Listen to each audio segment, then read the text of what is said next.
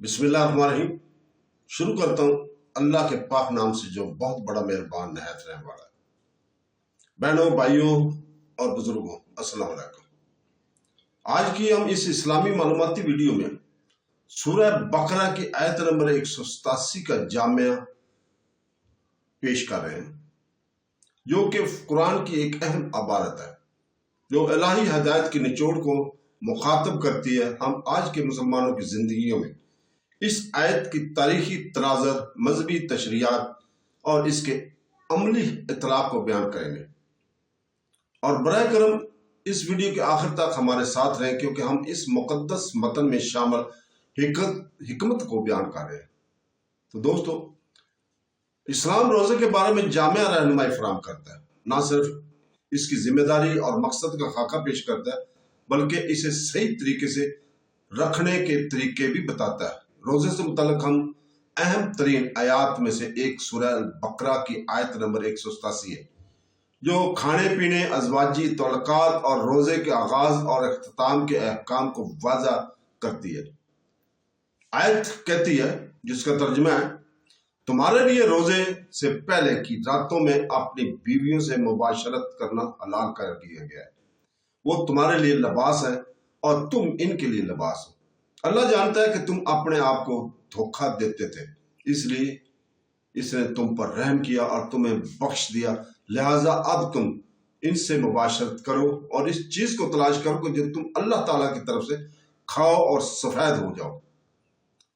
इसके बाद सूरज गुरूब होने तक रोजा को पूरा करो, लेकिन ये अल्लाह की मुकर्रर करदा हदें हैं।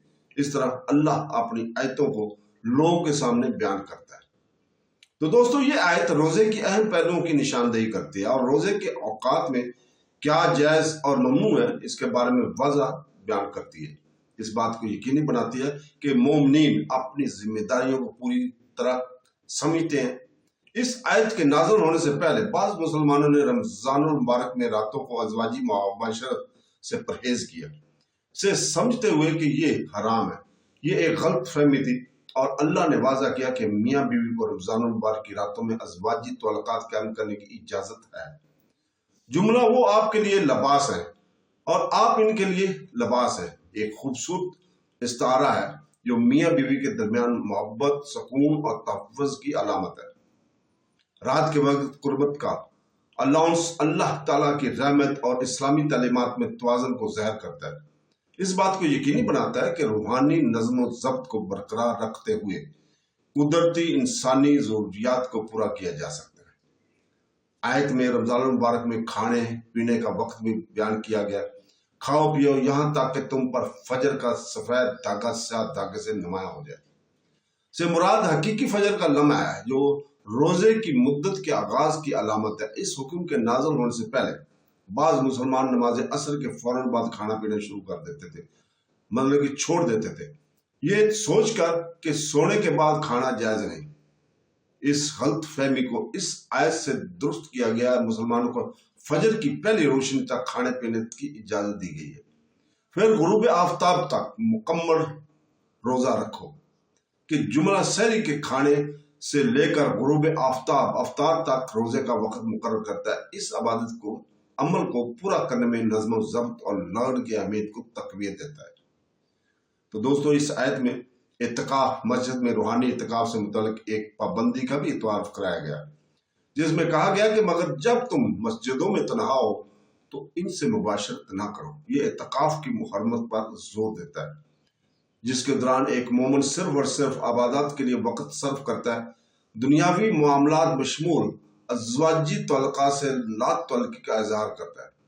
नबी करीम सल्लल्लाहु अलैहि वसल्लम ने रमजान के आखिरी अशरा में बाकायदगी से इत्तिकाफ किया और अपने पैरोकारों के लिए एक मिसाल कायम की। खलवत का ये दौर गहरा गौर फिक्र, नमाज में अज़ाबा और अल्लाह की कुर्ब हासिल करने के लिए था।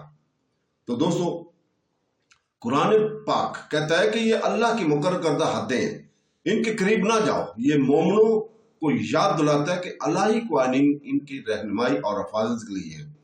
वाज़ेह हदूद मुतय्यन करके इस्लाम रोजे के लिए एक मुनज़्ज़म अंदाज को यकीनी बनाता है, ज़ियादतियों और गलत फहमियों को रोकता है। آیت کے اختتام اس طرح ہوتا ہے کہ اللہ تعالیٰ اپنی آیات کو لیے اس طرح بیان کرتا ہے تاکہ وہ پرہیزگار بن جائے۔ یہ روزے کی حتمی مقصد کی نشاندہی کرتا ہے۔ تقوی کا اصول روزے کے ضابطوں کا مقصد بوجھ نہیں بلکہ روحانی ترقی اور نظم و ضبط اور عقیدت کو بڑھانے کا ذریعہ ہے۔ عصر حاضر میں یہ آیت مسلمانوں کو رمضان المبارک کی صحیح طریقے سے منانے میں رہنمائی کرتی ہے۔ سحری صبح سے پہلے کا کھانا، مومنین کا سحری سے پہلے کھانے کی ترغیب دینا تاکہ روزے کی تمام اوقات میں طاقت برقرار رہے۔ افطار کرنا، توڑنا، یہ واضح کرنا کہ روزہ غروب آفتاب پر ختم ہو جاتا ہے۔ ہر وقت افطار کرنے کی ترغیب دینا، بر وقت افطار کرنے کی ترغیب دینا۔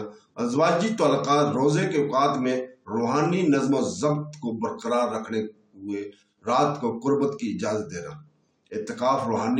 اعتکاف مسجد میں عبادت کے لیے وقت مختص کرنے کی مقدس نوعیت کو اجاگر کرتا ہے۔ نبی کریم صلی اللہ علیہ وسلم نے اس آیت میں مذکور احکام کو مزید وضاحت اور تقویت دی۔ فجر اور رات کے فرق کے بارے میں عدی بن حاتم رضی اللہ تعالیٰ عنہ سے درج حدیث ہم جو بیان کر رہے ہیں وہ کی صحیح بخاری کی حدیث نمبر 1916 ہے۔ جب یہ آیت کھاؤ پیو یہاں تک کہ تم پر صبح کا سفید دھاگا سیاہ دھاگے سے نمایاں ہو جائے، تو میں نے ایک سیاہ دھاگا اور ایک سفید دھاگا لے کر اپنے تکیے کے نیچے رکھا اور میں رات بھر ان کو دیکھتا رہا لیکن ان میں تمیز نہ کر سکا۔ پھر اگلی صبح میں رسول پاک صلی اللہ علیہ وسلم کے پاس گیا اور آپ صلی اللہ علیہ وسلم سے اندھیرے کا ذکر فرمایا۔ میں نے رات کی سفیدی کا ذکر کیا۔ طلوع فجر، اس سے واضح ہوتا ہے کہ یہ جملہ لفظی داغوں کی بجائے فجر کے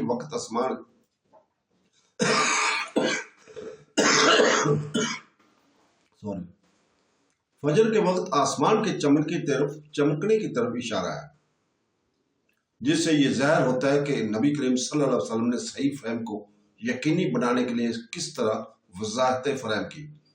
قرآن پاک کی آیت نمبر 187 ہے۔ سورہ البقرہ میں دی گئی ہدایت پر عمل کرنے سے بہت سے فوائد حاصل ہوتے ہیں۔ روحانی فوائد: ایمان، نظم ضبط اور ضبط نفس کو مضبوط کرنا ہے جبکہ مومنوں کو اللہ کے قریب کرتا ہے۔ جسمانی فوائد: صحت مند کھانے کی عادات کے حوصلہ افزائی کرتا ہے، اعتدال کو فروغ دیتا ہے اور نظام ہضم کو روزانہ آرام دیتا ہے۔ سماجی فوائد: مشترکہ سحری اور افطار کھانوں کے ذریعے خاندانی رشتوں کو مضبوط کرتا ہے، کمیونٹی کے اندر اتحاد کو فروغ دیتا ہے۔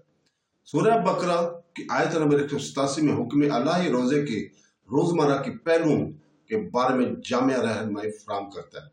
یہ غلط فہمیوں کو دور کرتا ہے۔